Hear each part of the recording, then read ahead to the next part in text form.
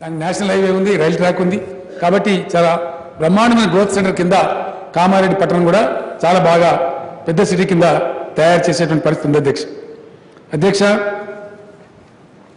భక్త Ramdas project Ponguleti గారు చెప్పినారు, 100% దాన్ని చిత్తశుద్ధితో కంప్లీట్ చేసినాం. ఆన్ టైం కంప్లీట్ అయింది. 100% దాన్ని సక్సెస్ఫుల్గా పూర్తి స్థాయి అమలు కూడా చేస్తాం. దానికి తీసుకుంటామండి, దానికి ఎందుకు మీరు భయపడుతున్నారు? అధ్యక్ష, నేను ఒకటే మాట చెప్తా ఉన్నా. First time in the history Andhra Pradesh రాష్ట్రంలో జరిగింది ఏంటంటే, మీరు తెలుసుకోవాలి దయచేసి ఈ విషయం. ఆనాడే మొత్తుకున్నాను, ఇలా కొత్త మొత్తుకుంటలేను. చిన్న చిన్న నెపాలు పెట్టండి, చిన్న నెపాలు పెట్టి దశాబ్దాలు ఆపినారు. కాంగ్రెస్ నాయకులు అంటారు మహబూబ్నగర్ ప్రాజెక్టులు 70% మేమే చేసినాం, 80% మేమే చేసినాం. శాతం కాదు కదా, నీళ్ళు రావు కదా భూమి మీదకి. భూమి నీళ్ళు వచ్చినాయా? ఫస్ట్ టైం చరిత్రలో మహబూబ్నగర్ జిల్లా భూమి మీదకి నెట్టెంపాడు ద్వారా, భీమా ద్వారా, కల్వకుర్తి ద్వారా 4.5 లక్షల ఎకరాలకు నీళ్ళు వచ్చినాయి. గౌరవ సభ్యులు దామోదర్ రెడ్డి గారికి ఆ విషయం తెలుసు అధ్యక్ష.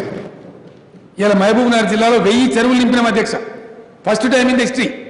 ఈ లిఫ్ట్లు నేపాల్ పెట్టి సమైక్య రాష్ట్రంలో ఆపినారు, కానీ మేము కంప్లీట్ చేస్తాం. నెక్స్ట్ ఇయర్ పాలమూరు జిల్లాలో కంప్లీట్ కేఎల్ఐ పూర్తి చేసి, మిగతా అన్ని ప్రాజెక్టులు పూర్తి చేసి 8.5 లక్షల ఎకరాలకు పాలమూరు జిల్లాలో నీళ్ళు ఇవ్వబోతా ఉన్నాం అధ్యక్ష. మొట్టమొదటిసారిగా ఆ జిల్లాకు మైగ్రేషన్ రివర్స్ అవుతా ఉంది అధ్యక్ష. వనపర్తి ప్రాంతంలో ఉన్న చెరుకు తోటలు కొట్టడానికి పక్క రాష్ట్రం నుంచి వచ్చి కూలీలు పనిచేస్తూ ఉన్నారు అధ్యక్ష. మహబూబ్నగర్ జిల్లాలో వలసపోయిన ప్రజలు తిరిగి వచ్చేటువంటి పరిస్థితులు పాలమూరు జిల్లాలో నెలకొంటా ఉంది అధ్యక్ష. అధ్యక్ష, రోజు మనం ఏది కూడా లెక్కకు రాలే సమైక్య రాష్ట్రంలో.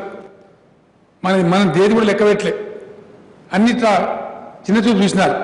ఇప్పుడు ఆ పరిస్థితి అధిగమించినాం. బ్రహ్మాండంగా ఆత్మగౌరవంతో ముందు పోతా ఉన్నాం. మంచి గ్రోత్ ఉంది.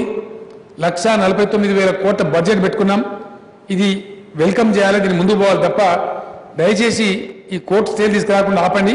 మీ పార్టీకి అడ్వైజ్ చేయండి, ఆ కోర్టు స్టేలు బంద్ చేయించండి, రాష్ట్రాన్ని ప్రగతి మార్గంలో పోనీయండి. ఈ పద్ధతుల ద్వారా రాజకీయాలు నడిస్తే కూడా నడవే అధ్యక్ష. ప్రజలు చాలా ఇంటెలిజెంట్ అయినారు. కాబట్టి ఈ స్టేలు తెచ్చి అభివృద్ధిని ఆపడం అనేది మంచిది కాదు. కాబట్టి ఆ మార్గం నుంచి కాంగ్రెస్ పార్టీ బయటికి రావాలని చెప్పి కూడా నేను కోరుతా ఉన్నాను.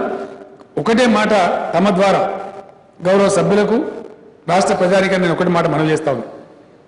మనం ఎక్స్పెక్ట్ చేసిన దానికంటే ఎక్కువ గ్రోత్ ఉంది. ఈరోజు గ్రామీణ ఆర్థిక వ్యవస్థను పరిపుష్టం చేయడానికి, మొత్తం వృత్తి పరిమాణాలను ధనికులుగా మార్చడానికి ఒక పకడ్బందీ ఎజెండా వేసుకొని ప్రభుత్వం ముందు పోతా ఉంది. ఖచ్చితంగా అనుకున్నటువంటి లక్ష్యాన్ని సాధించి ప్రజలందరూ చిరునవ్వుతోని సంతోషంతో ఉండేటువంటి బంగారు తెలంగాణ సాధన దిశగా ఎవరు ఎన్ని ఆటంకాలు కల్పించినా, ఎవరు ఎన్ని స్టేలు తెచ్చినా పురోగమిస్తూనే ఉంటాం, ముందు పోతాం తప్ప వెనుకపోయే ప్రసక్తి లేదు. అన్ని వర్గాల ప్రజల సంక్షేమమే ధ్యేయంగా ప్రభుత్వం ముందుకు పోతుందని చెప్పి మనవి చేస్తూ, గవర్నర్ గారి ప్రసంగానికి దయచేసి యునానిమస్గా అందరం కలిసి ఏకగ్రీవంగా తీర్మానం పాస్ చేయాలని చెప్పి తమ ద్వారా అప్పీల్ చేస్తూ విరమిస్తా ఉన్న అధ్యక్ష.